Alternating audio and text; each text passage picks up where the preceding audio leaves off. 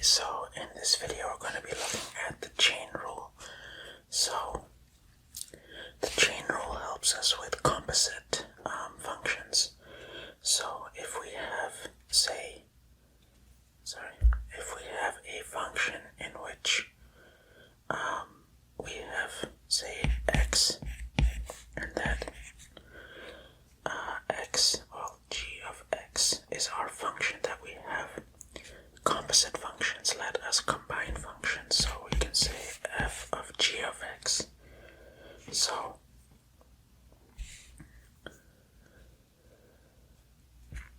our composite function h of x is equal to f of g of x. We can say that this is our composite function. So that would be, well, you can note it as like such: f times g. That is a composite function, which basically means this right here. So, given two functions, f and g, the composite function, which can be written like that, is actually f times g of x is equal to f of g of x. That is a composite function. So we're going to look at the derivative of this function. So let's just say we have a function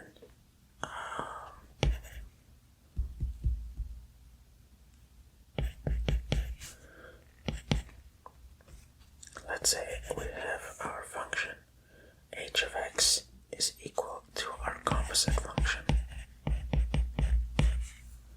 That means our derivative of this is going to be h prime of x is equal to f prime of g of x times g prime of x.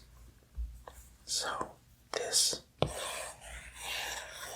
is the chain rule, because basically, I don't know why they called it the chain rule. I'm guessing because you gotta like bring this one along like the next link in the chain, but I didn't name them. So let's just try an example. Let's say we have h of x is equal to x squared plus x to the power of 3 over 2. So let's say the way we interpret this is that our g of x is equal to x squared plus x, and our f of x is going to be x to the power of 3 over 2. So when you have f of g of x, basically g of x is this inner function here, which we put into here. That'll give us that. So by our definition of our derivative, we can do this.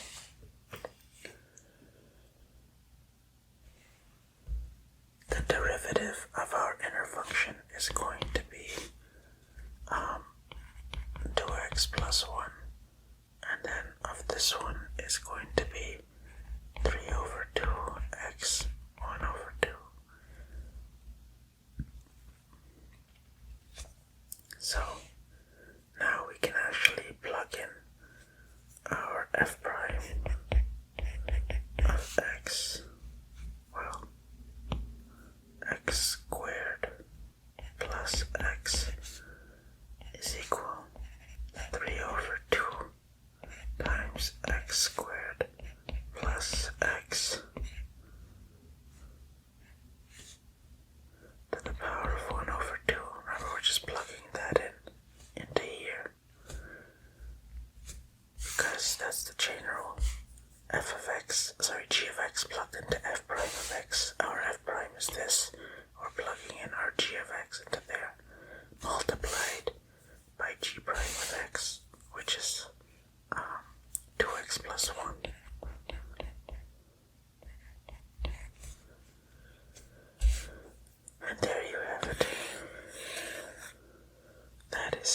derivative of that saves a lot of time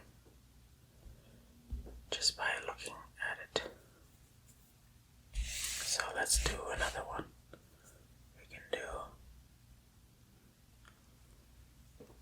let's try y equals u cubed minus 2u plus 1, but u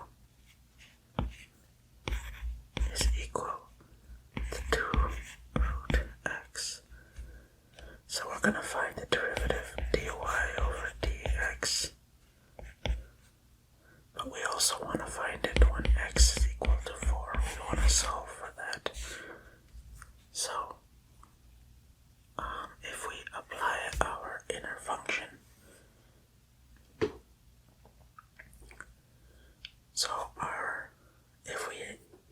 this is our inner function, that is our outer function. So our outer function derivative is going to be 3u squared minus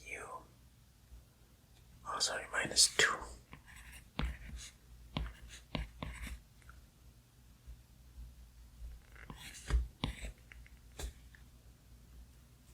And then our outer functions will be, let me just put this in bigger ones,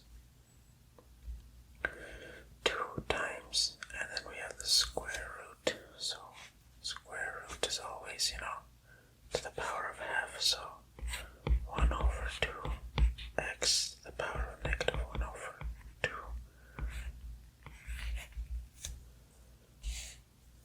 So we have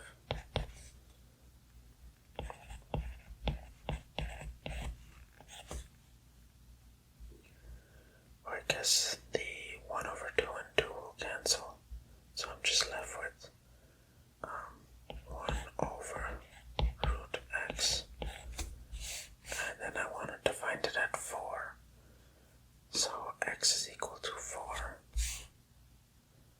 and u is equal to 2 root x. So if we plug that in, if u equals if you plug 4 into that, the square root of 4 is 2, 2 times 2 is 4, so u is equal to 4.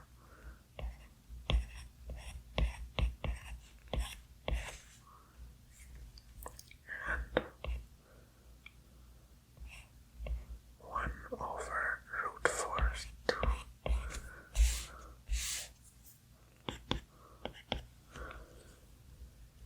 So I'm left with 4 squared is 16. 16 times 3 is, 4 times 4 is 16 times 3.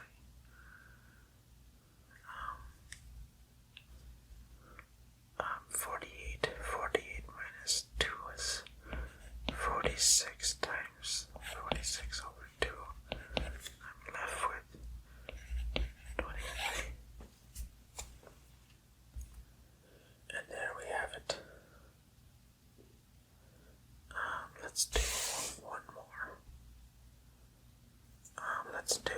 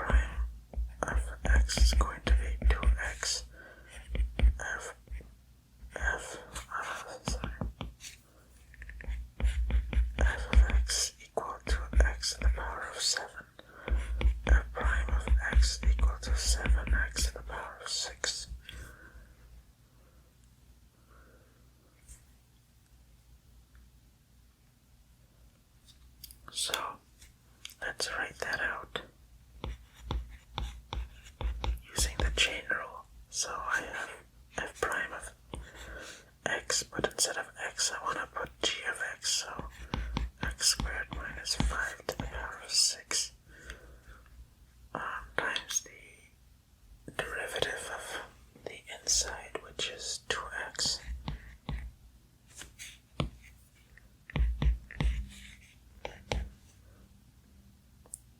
So the 2 will multiply times 2x times 7, so 14x times x squared minus 5 to the power of 6.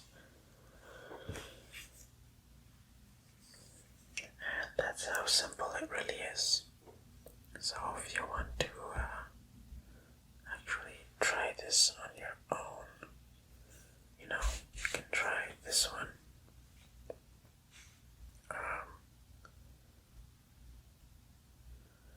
Let's see something. Say we have h of x is equal to 2x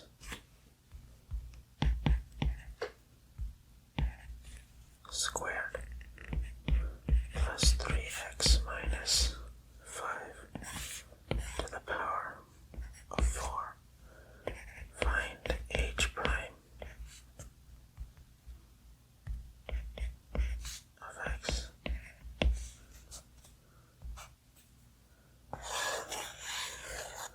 And throw your answer in the comment section below. But that's all for this video, and I'll see you in the next one.